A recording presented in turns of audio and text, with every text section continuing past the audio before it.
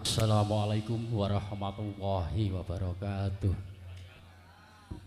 Luwintuning puji astawa awit saking kanugrahaning Gusti ingkang Maha Asih satemah saged hamba baradaya kegiatan. Pramila monggo jingandika kula dherekaken derek memuji syukur wonten pangarsipun Gusti ingkang murbeng dumadi.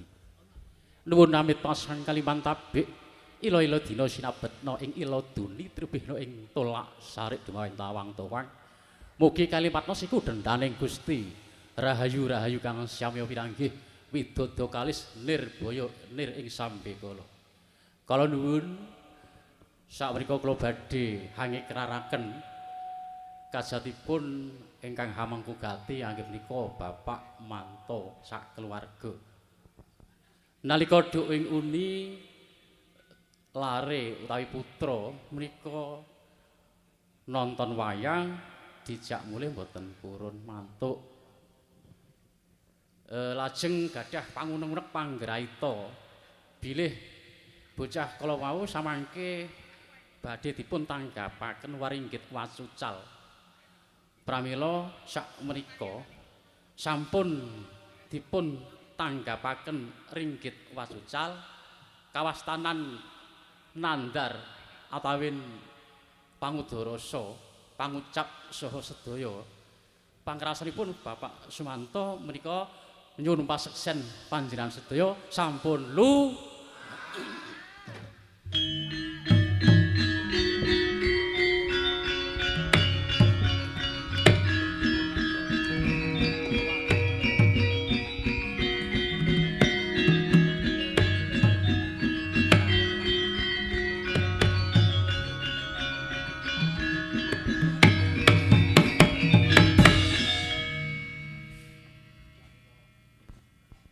pramila matur gunging panuwun awit sireksanan dinten 7 pekenan gangsal taun 8 sasi 12 ing dinten Senin sak rangkepanipun. Nyuwun pasesen sedaya sampun luar nggih. Lan sak mangke tanggal emut kula tanggal 17 malam 18 Desember dintene dinten Rebo malam Kamis. Janjane niku malah Desember riyin, Pak. Nanging gandeng rokok supun putih mboten payu niki bloko suta mawon kira diundur awit ha iya ya umpamane aku nampa rokok semono kene tak udut ya aku ora udut arep tak buak ring kali ya piye sak engko do mendem iwake umpami sing tanggal 17 kala wau kok enten pangudarasa enten panguneng-nek pangucap saking Bapak Manto kok mboten meranani lepat saking kersaning Gusti nyuwun gunging pangapura. Rahayu, rahayu, rahayu kang syama piranggih. Nuwun. Wassalamualaikum warahmatullahi wabarakatuh.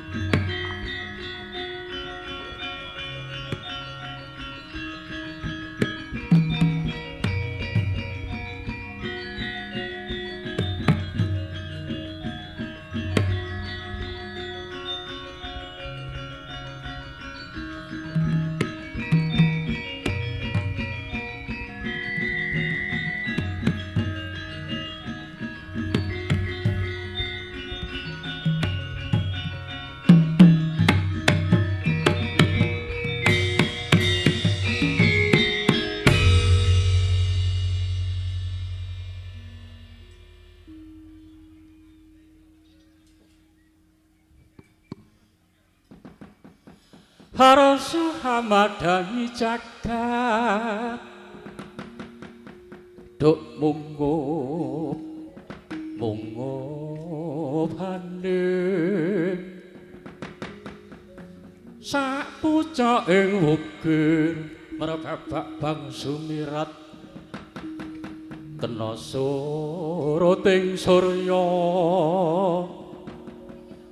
kena suruting surya mega lan gunung-gunung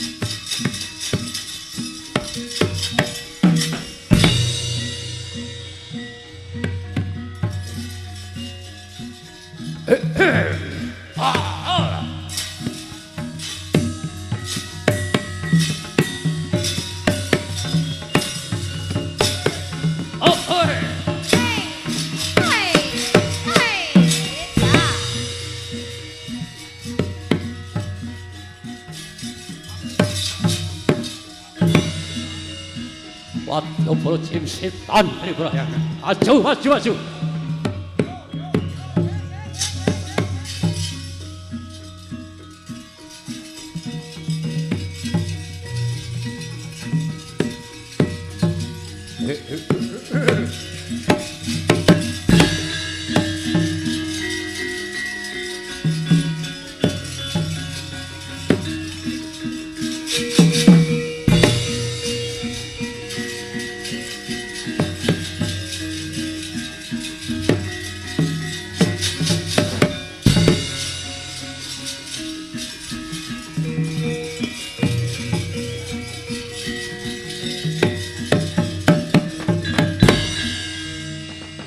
Buta Pandhawa tata gati wisaya Indriyaksa sara maruta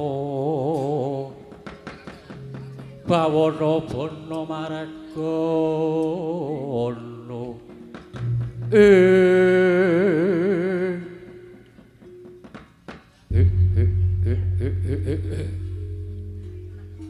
Om Dewang Kalarudra Mas Pati Raja Dewaku ya bandaku donyaku ya amal-amalku dhewe Paman Patih Prahasta ya Paman Patih Kalayaksa kala nun wonten pangandika ing adhawuh sinuwun anggir anak Prabu Budayatma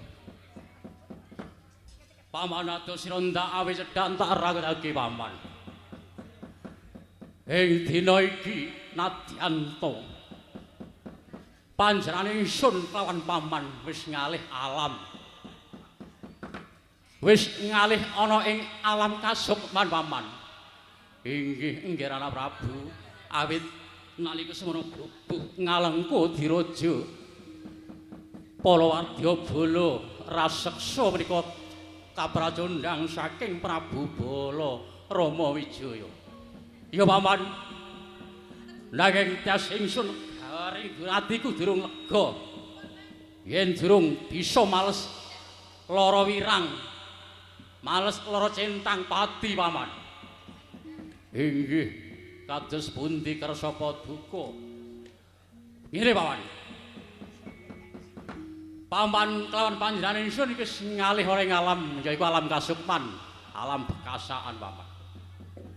Nadyanto ana ing alam aksuman panjenengan ingsun sura keduga ngilingi yen to semono.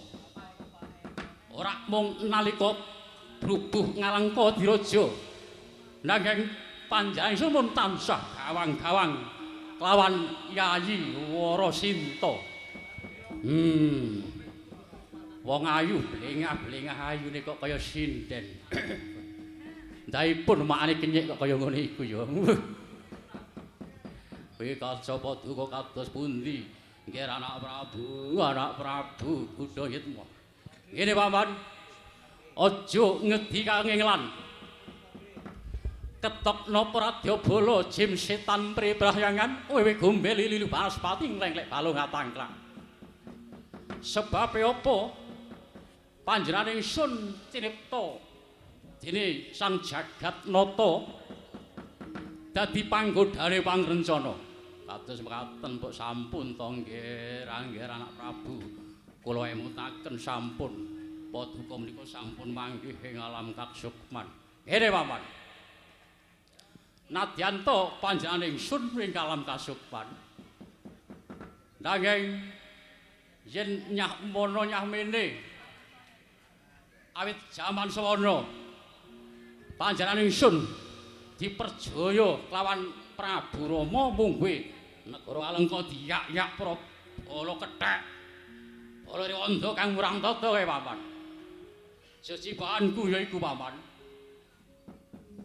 ngobak-ngobak banyu kang wis bening gawe tintrim kahanan ben ora tentrem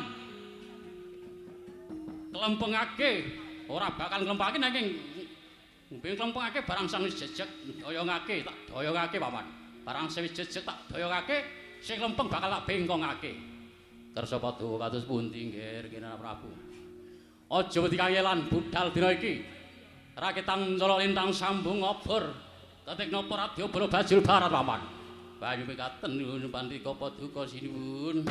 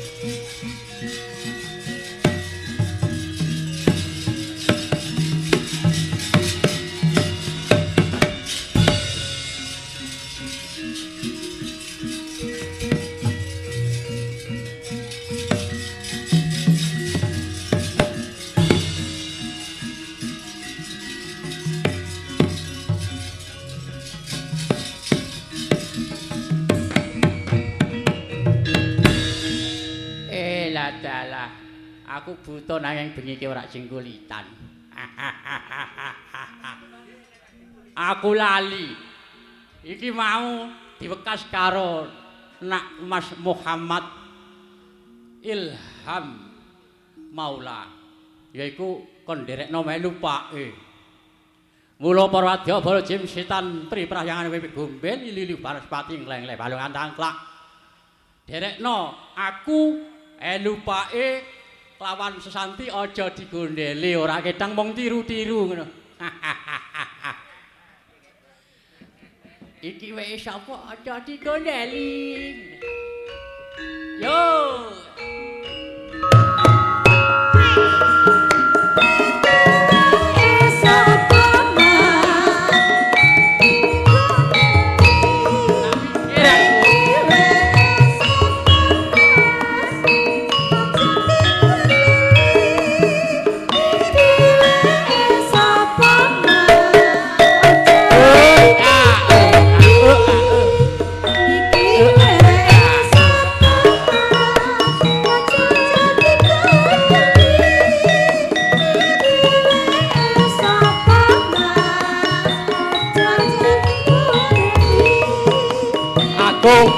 Elu pake uga elu buke aku elu pake ning daleme papan sak set tambah rong set yuk cukup sak set yuk ya yuk ae yuk ae yuk ae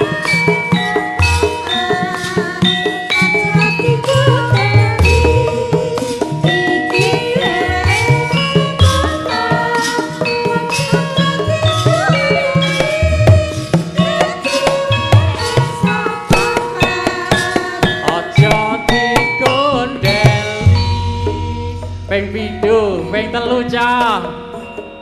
Yuk ya. Yuk ah yuk. Ah yuk yuk ah yuk.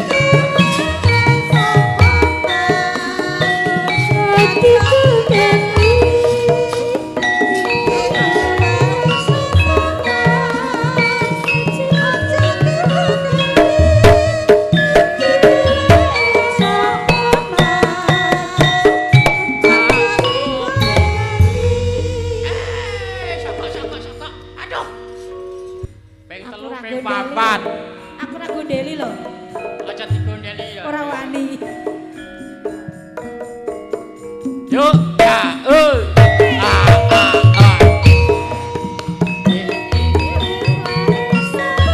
Oh, oh, ah. Oh, oh, ah.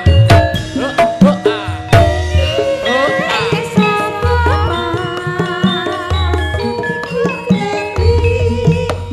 Aku elu pake uga melu tuke aku melu pake uga melu tuke mandeg dhisik Jo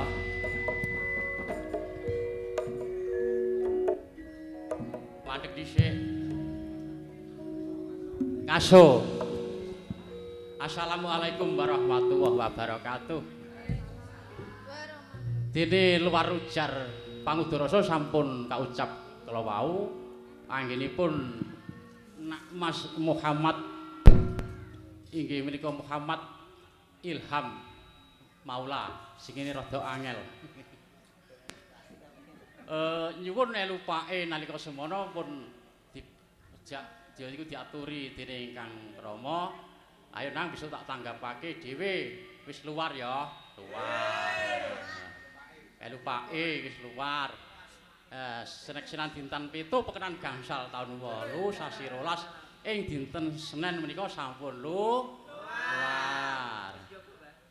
Ayo aja ndik-ndik alon-alon ya. Anu Pak, anu. Oh, ya. Oh, eh. Oh, eh. Oh.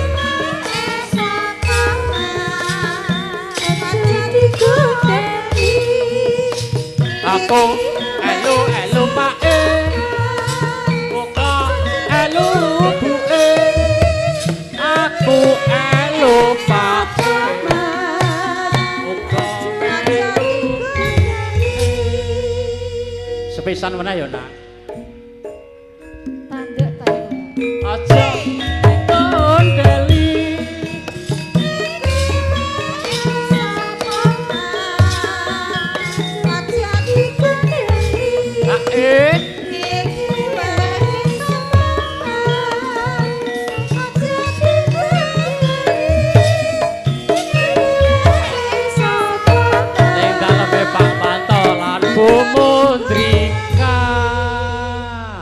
sepisan kas yo nang daleme Pak Panto karo Bu Mudrika yuk ya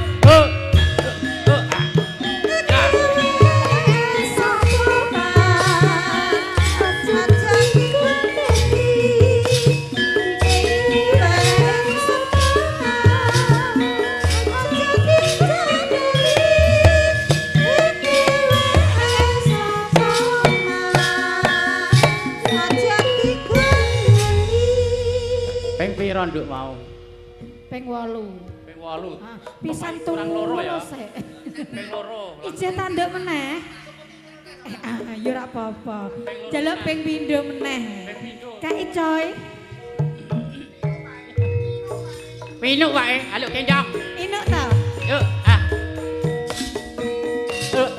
Ah. Ah.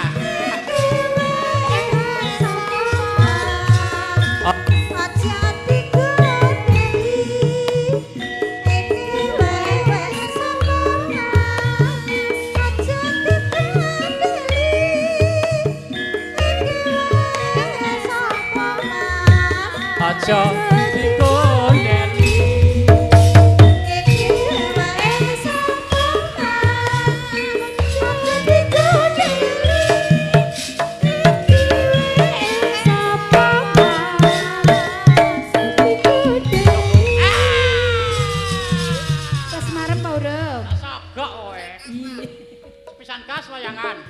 iki weke sapa nduk aja gondeli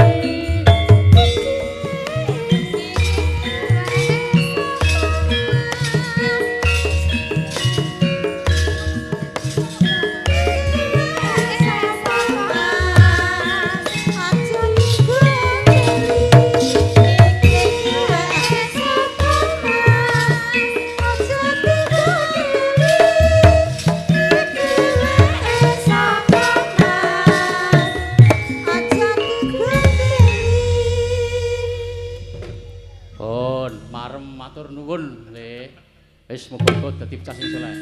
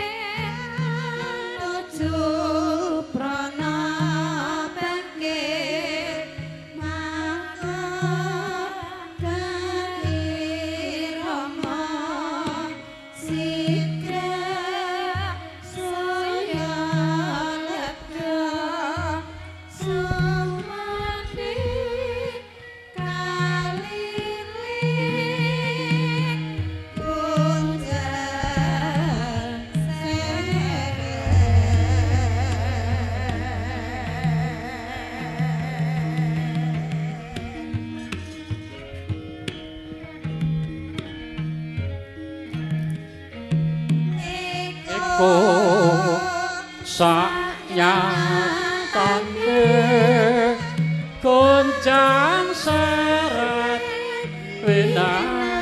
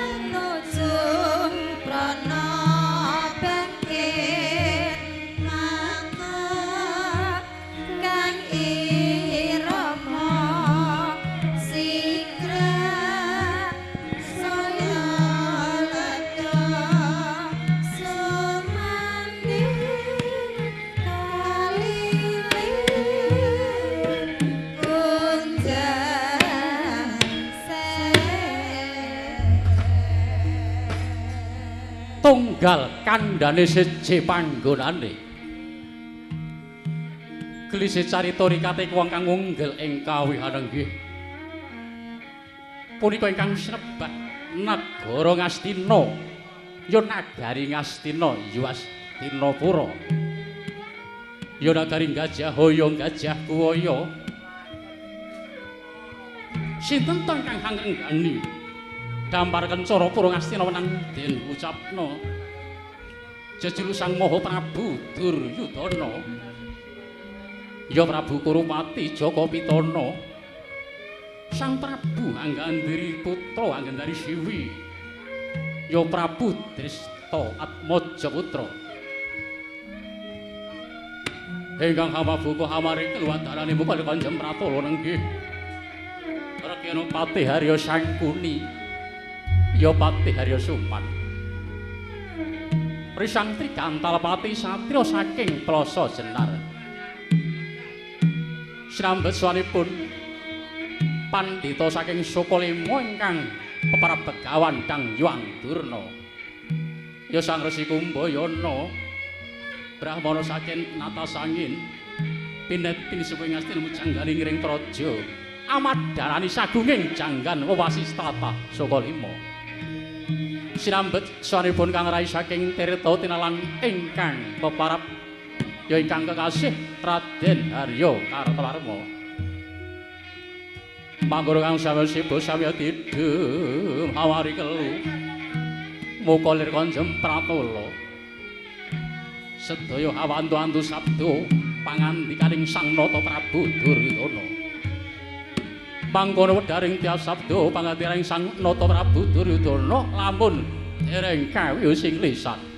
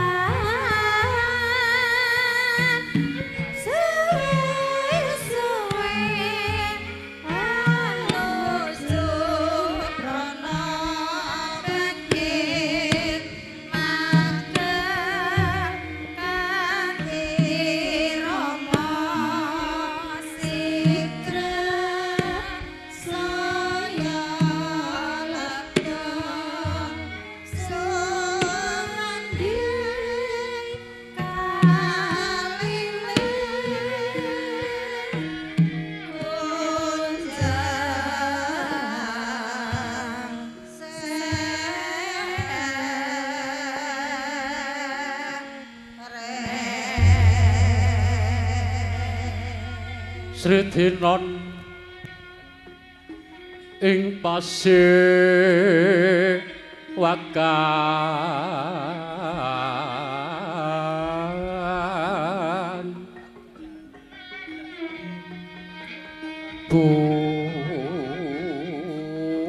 busana maneka warna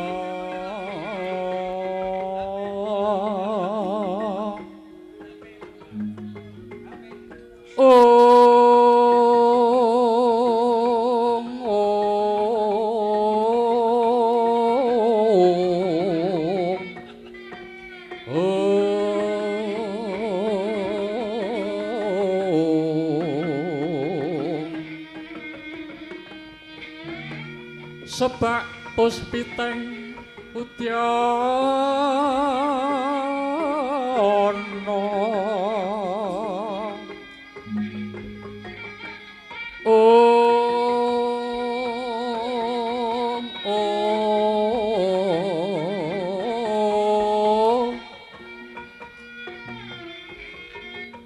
yang panjrahing sarwarukma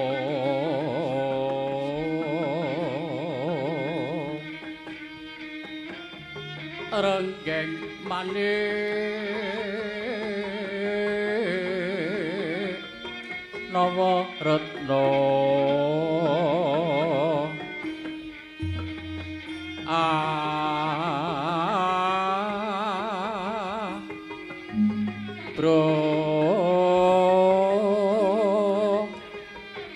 Prabanya suwirat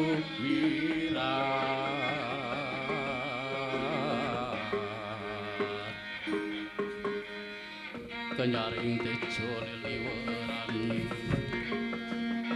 lirik ilat sisiring tadit wimbuh kegondo mrewing kadiuping marutamanda saparan pagambar kongas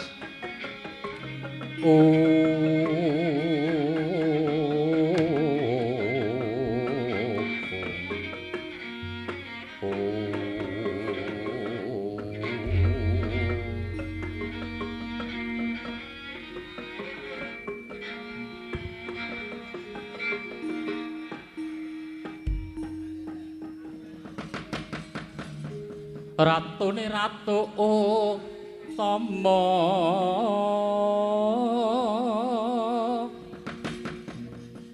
pati-pati linuwe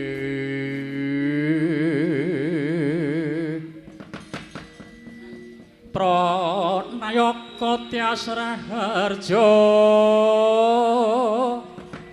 pandekare becik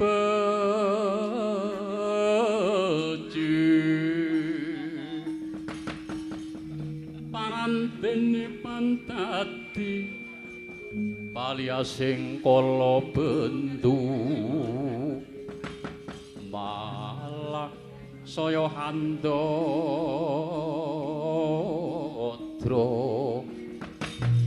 rubeda kang rebeti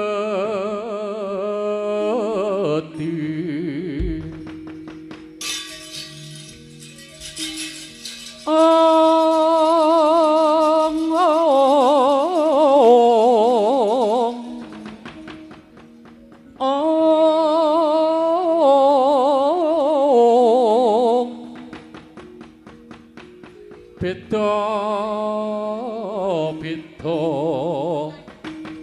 haradane wong sak negara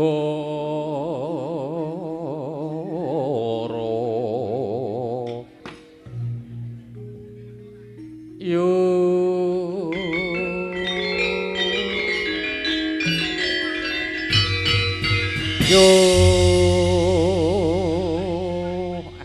nganggo wah ketlarung niku lole walau kembal mancar-mancar sumadumpul sumarante wana tati ala salah tati wana pitik ngendang doke 29 netes melima dadi jago gedhi-gedhi tak dol tak nggo nempur matur awelo. Duh, nggih Rana Prabu, Punapa to darane paduka? Kados penggalih Sungkawa kadi Badra Wirawan. Badra menika rembulan, Wirawan menika mendung. Dados wadana paduka Rana Prabu menika kados rembulan ingkang kalingan mendung. Sarwi rempeng-rempeng, peteng dedet limanduh. Nggih Rana Prabu. Wonten wigatos punapa to nggih? Yen wonten wigatos ingkang mahanani tateng Gorangacina, mugi Kang Bapadurna saged paring kali damar. Duh nggih Rana Prabu Duryudana. Inggih sinuwun. Paduka wonten punapa kula ngertos yen negara Ngastina sakmenika kenging ketaman dahur pakebluk mayangkara larang sandang larang pangan. Darunane punapa paduka kok saged namung kendel kemawon. Inggih Rana Prabu. Sekawit menapa paduka menika Ratu Gung Binetara. Ratu ingkang bleguduk. Kenging punapa kok penggalih Sungkawa tanpa jenjem mawon. Kirang menapa Kang Bapadurna? Napa kirang Aji Jaya kawijayan, Aji Jaran goyang, Lembu Sekilan Semar Maesem, Bandung Bandawasa, Bandung Palbak Pengantolan. Durna godhange Durna. Ampun watos. Inggih sinuwun kersa paduka kangendika. Hanjra ingkang puspita harum. Kasiliring samirana apri.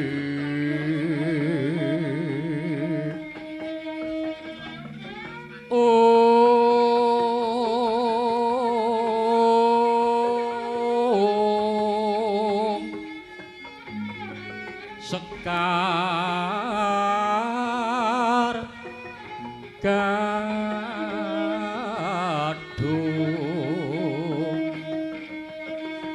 ong ngas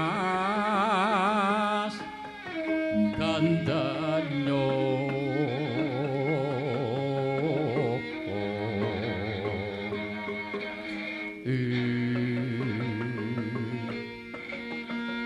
bawe rarasrenaning griya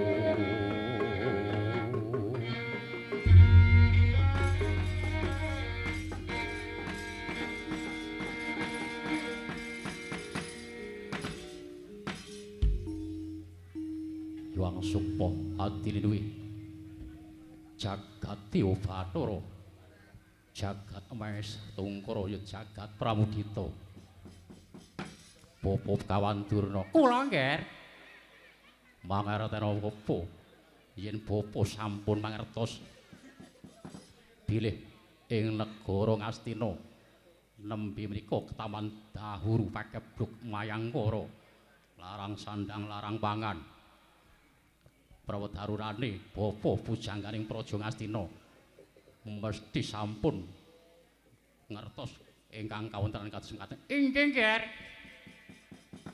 Kang bapa sampun nglenggana, Kang Bapadurna sampun mangertos yen negara Ngastina sakmenika ketaman dahuru pakebluk mayangkara larang sandang larang pangan. Nanging ampun sumelang wonten marginipun samangke saged medal temah jati waluya jati nirmala. Bapadurna ngelingi jaman menapa Ngastina khususipun para Sata Kurawa awit jaman Duk Inguni jaman Jawata nurunaken turuning wahyu kanugrahan awit jaman Wahyu Toh Jali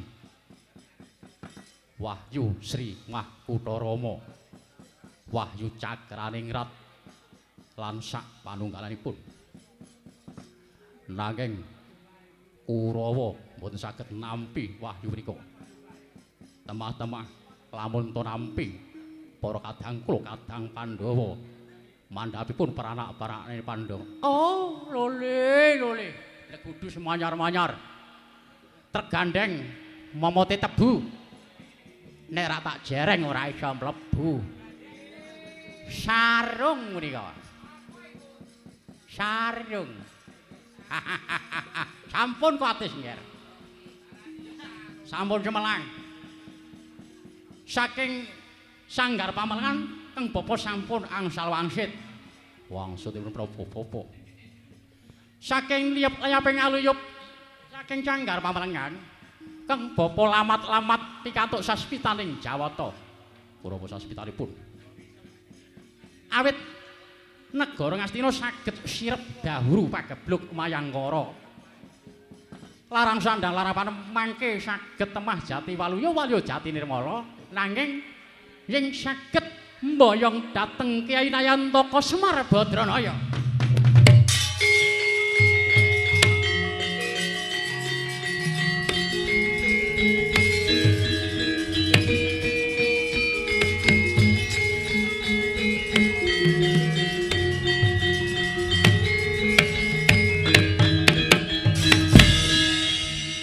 Wah, kaya mangkono.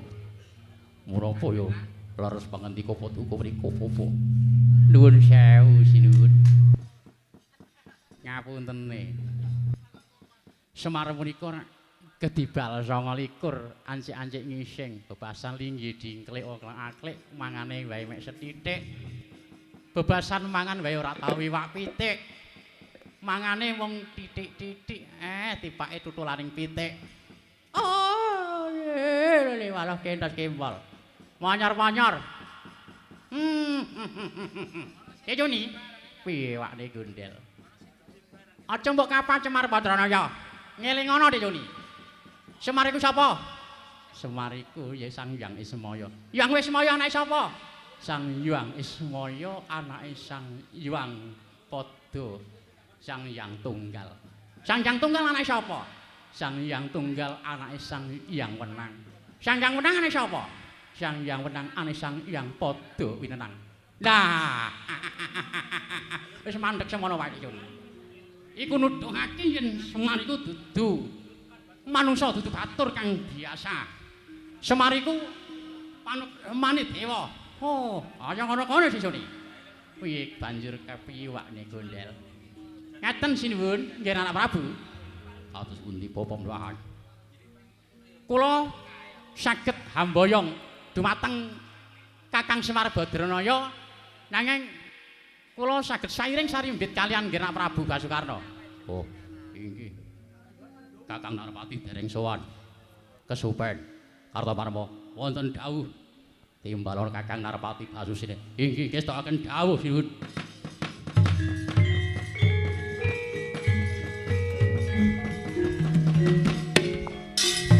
Lenglenging driya wangu-wangu mangungkung kaduan rimbang lir-linta tanpa kandhit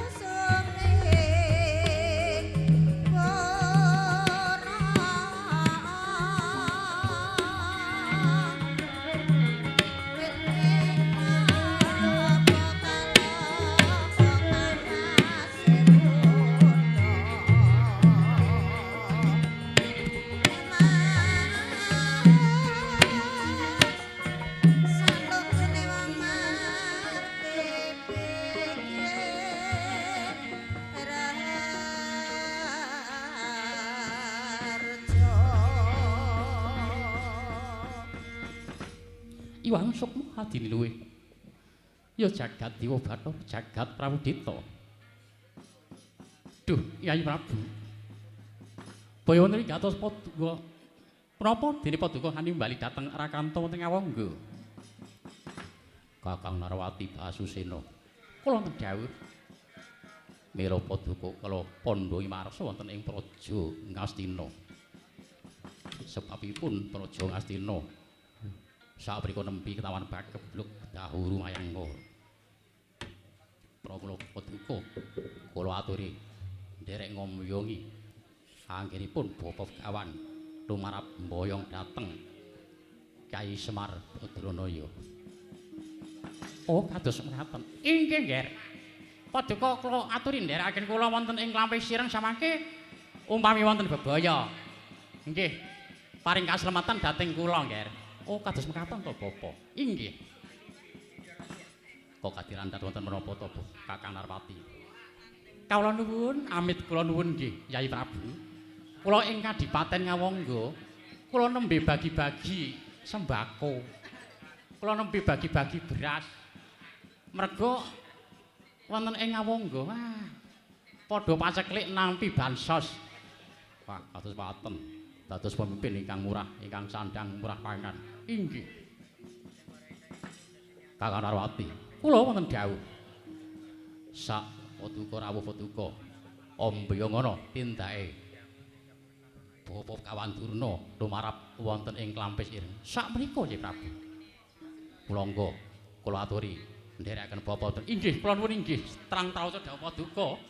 Kula nuwun inggih badhe ngestakaken dawuh Paduka kula lumarap dhateng mboyong dhateng Kyai Semar Nayantaka. Duka digawa stiting ati-ati aja kari Kakang Narwati Basusena.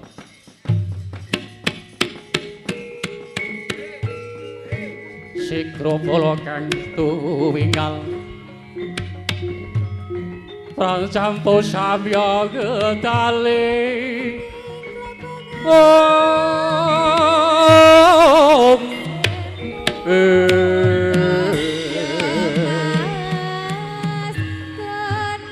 Lira kathit uleting kata.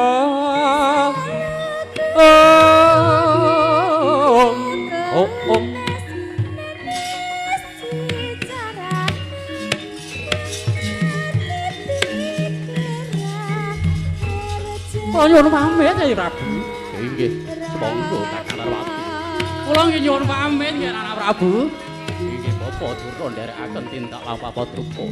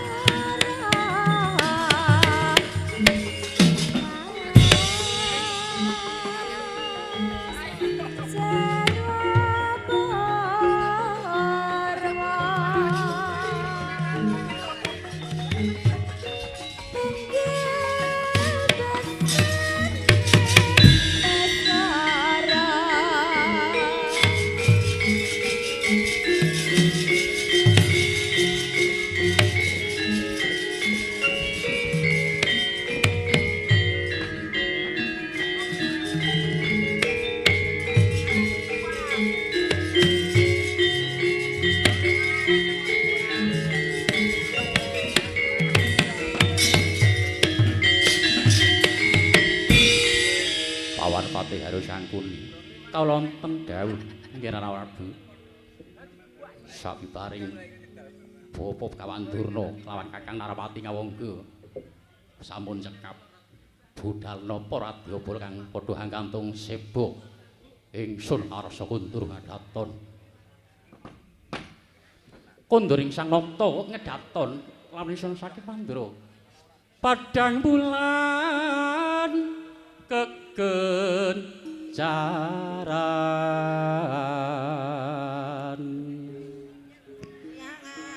sota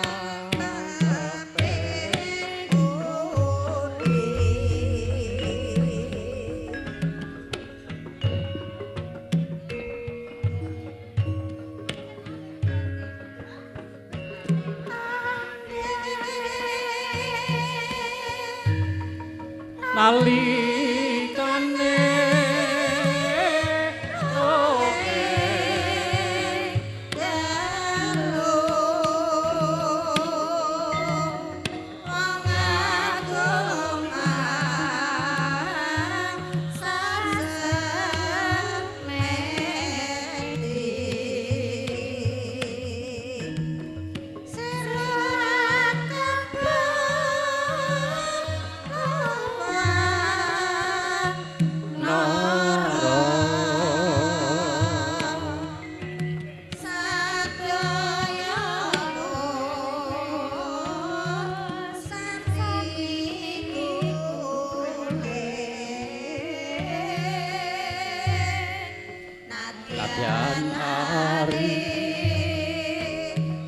Budar sono nadyan ari sutar sono stengogen nirangune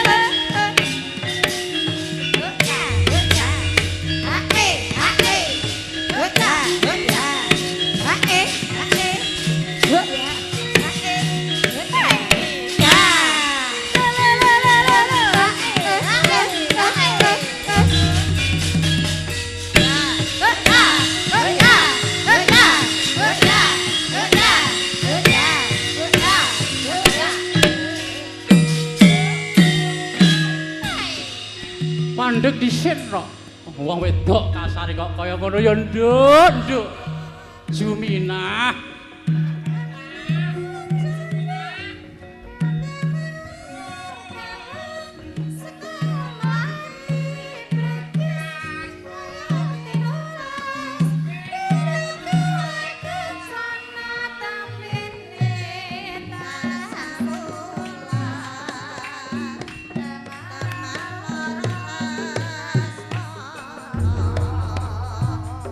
Kerja nang kerja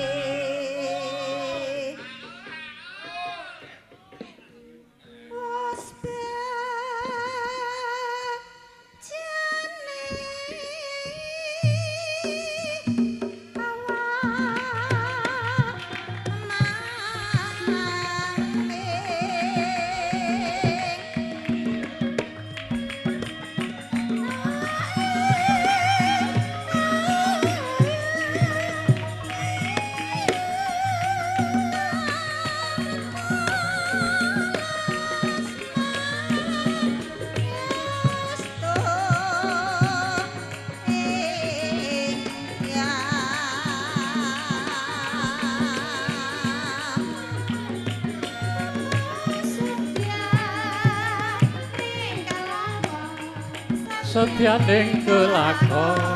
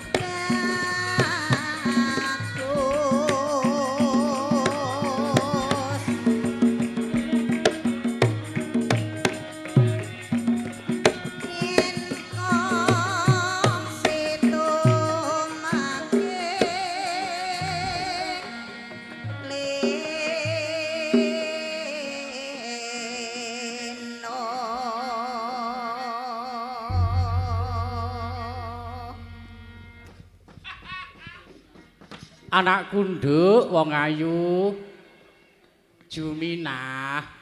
Waduh Yung, wis jaman modern kok aku mung mbok singake Juminah ta Yung. Lah jaluk jeneng apa ta Yung, Nduk? Mbok awit singake Abel ta Abol ngono. Tak singake Elizabeth ngono ta Yung. Nduk, merga apa ta Nduk? Bebasan asma kinarya japa mungge wong Jawa kuno mbiyen, Nduk. Kaya ngono apa ta werdine, Yung? Sebab kowe tak jungake Juminah iku nalika semono lairmu dina Jumat. Muga-muga dadi bocah sing gemi samubarang. Bisa mbundeli kayane sing kakung ngono, Nduk. Lamun ta mau mah. Lan enah iku mbok menawa kowe dadi bocah wadon sing genah ngono ya, Nduk. Wah, kaya ngono to. Wah iya. Mulane wong tuwa kuwi yen asma iku kinarya japa ngono, Nduk. Wah, kaya ngono ya. Nduk, dawuh. Awake dhewe iki alhamdulillah muju syukur wonten ngarsanipun Gusti ingkang Maha Berkah. Sebab apa dalu iki awake bisa diaturi inggih menika Bapak Manto saha Ibu Mundrika. Wah, diaturi kon ngopo? Kon gandulan debok, Nduk. Wah, muga-muga berkah. Lah Bapak Sumanto lan Ibu Mundrika iku duwe kajat apa ngono ta, Yung? Ya kajate iku anetepi darmane ngasepuh bojo krama. Duk, wali urus, Duk. Bapak Sumanto saha Ibu Mundrika yaiku netepi darmane ngasepuh anggone wali kitan. Wali kitan ora iso mbok anggere muni sunat ngono ta, Yung. Ya Nduk yaiku ngitanake ingkang putra ingkang asma inggih menika Ananda Muhammad Rifki Maula. Wah, Mas Muhammad Rifki Maula. Aku keblanjur Rifki Maulana ngono, Yung. Wah, ilatmu jan ngarep dislentik, Nduk. Nduk, dawuh, Yung. Awake dhewe muja-muji syukur ngarsane Gusti dene awake bisa ngasta cempurit ana ing kene raketang nggone Pak Mulik Manto dipucek-pucekake nggone mengku gati. Muga-muga sing dikitanake dadi anak sing saleh migunani tumraping nusa bangsa kelawan agama. Amin. Lan muga-muga maedhahi manfaati mungguing wong tuwa loro. Amin. Mungguing masyarakat lingkungan. Amin Allahumma. lan awake dhewe ditebihake saka balak bilahi. Amin Allahumma. Kok kaya kenduren ngono ya. Ngirasi ros dina iki isih hari aja kaya hari ta. Isih hari Idul Fitri. Aja dina riyaya. Dina Idul Fitrah. Ngaturake yaiku maaf lahir dan batin. Yen ana kesalahan mugi dipun sepura ngono. Iya, Yung. Wah, iya, Yung. Sebab apa, Nduk? Menungso iku ana telu perangan mungguing yaiku qablu minanas, qablu minallah lan qablu minal alam. Yen qablu minallah iku sangkutane kelawan Gusti. Sepurane ya karo Gusti. Qablu minanas sangkutane kelawan menungso karo menungso. Yen qablu minallah yaiku sangkutane qablu minal alam karo alam sak kiwa tengene awake, Nduk. Wah, kaya ngono. Nduk, dawuh. Ora ketang bengi iki ngaturi pakurmatan sapa? Bapa petinggi Kancilan Bapak Yuswata. Yo Bapak Yuswata dipun aturi sugeng rawuhipun sak perangkatipun. Ya sak perangkatipun awit saka Bapak RT RW. Wah, kaya ngono. Bapak RT RW, Bapak Warno, Bapak Sahil diaturi sugeng dalu, sugeng dalu. Duk, dawuh. Kanggo ngregengake swasana. Wah, kondisi aja ngregengake swasana. Kakean cangkem. Sik. Awake dhewe sineng kuyung sinden papat cacahe. Sinden papat cacahe. Ning kene prawan kabeh. Ditepungake ora. Yen sak perang kene wis ana sing ngerti nang ya ana sing durung mangerti, ditepungake awit saka pinggir kono, Nduk. Wah, monggo Bu, dipun tepungaken. Lan awake dhewe seneng kuyung dene Bapa Subur gamelan manunggal laras. Wah, panjen elok manunggal laras. Ora lali sang kuyung sound system Bapak Haji Sunarto saka Tuban. Saka Tuban tiga putra. Matur nuwun Bapak Haji Sunarto. Lan aja lali awake kuwi diinceng disuting karo Mas B Vision, Mas Warno syuting video syuting. Matur suwun. Ya ngono. Kenalke awit saka pinggir kono panjenenganipun Mbak Yu Susu Darwati. Monggo Mbak Yu. Priyayi kene wis tepung kabeh. Anje nderek pitepangan Mak Canggih. Inggih, monggo Mbak Yu. Nami kula Sudarwati. Mboten sune kalih nggih. Mboten, setunggal. Tunggal nggih. Nggih.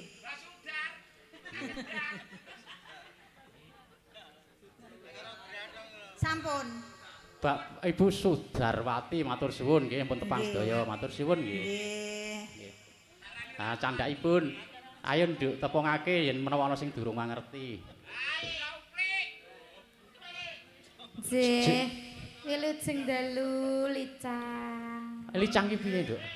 Limbuk cange to kok Oh. yo. Masaku licang ya nggone kae. Oh niku nek engko bengi ngelis mulai kok kene. Ya wilujeng dalu, Nduk. Nggih. Sampun tepang sedaya niki yo. Kok diinceh to? Niki sampun tepang sedaya. Mbok menawi dereng tepang nggih nami kula Dila. Engko sik. Engko sik jenengmu sing asli dawa, Nduk. Nggih, kula gadah kembaran asline. Bintang kecil di langit yang tinggi. Iki dawa meneh. Cek dawa meneh. Tapi kula nggih gadah kembaran kok yo. Sapa kembaramu yo? Namine Mbak Kenny.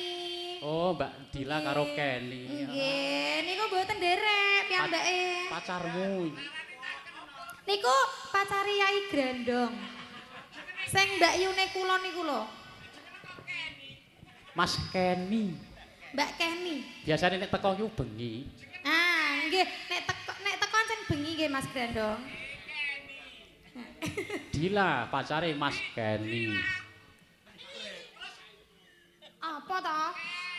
Kenny nang omah. Iki sing nang kene Dila, sing Kenny-ne nang omah, ngono lho Mas.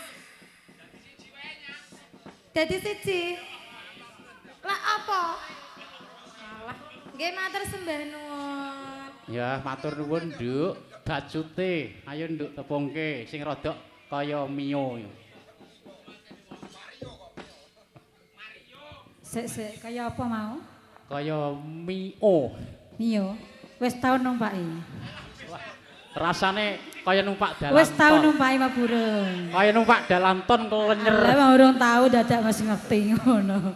Aja ndek tetepangan. Besan nggih. Saderengipun nggih urut salam assalamualaikum warahmatullahi wabarakatuh. Khususipun keluargipun Depok nggih. Ditepangan nami kula Nur Azizah. Pun nggih, ngoten mawon. Wah, niki sampean biyen sing gegerake alun-alun Demak ya, Mbak. Masa kula niku mboten wonten damel hura-hura lho. Wah, matur nuwun nggih, matur Matur nuwun. nggih, alhamdulillah. Kujengan mawon nggih, Mbak. Nggih, suwun. Nah, salajengipun, Nduk. Ayo, aku Cahayu.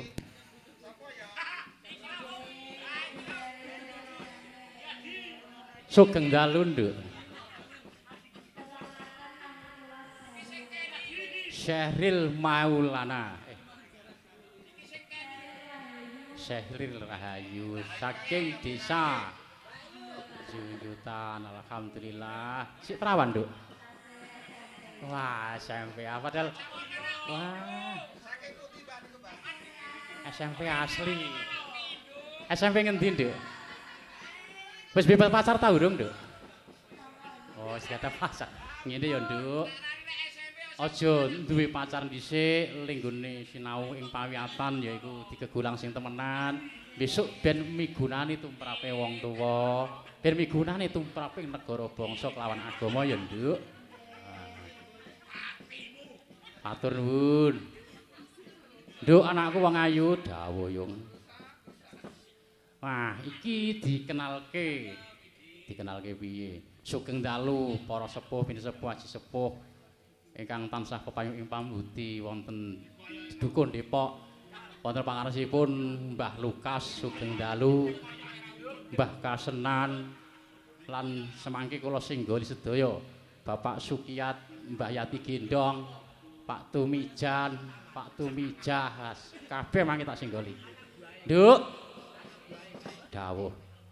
Bebarengan digawekake sholawat badar munggah ing pepeling, Nduk. Ngono ya, Nduk. Jumeneng kabeh ben rada regeng mahanani hari raya Idul Fitri. Mohon maaf lahir batin, ngaten ya. Jumeneng sedaya. Semangke aturi pepeling. Panyuwunipun ingkang kagungan kersa Bapak Manto.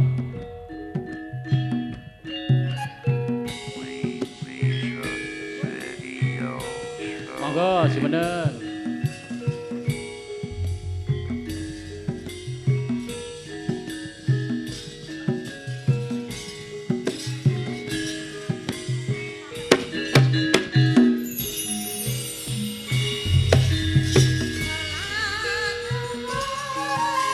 Salamullah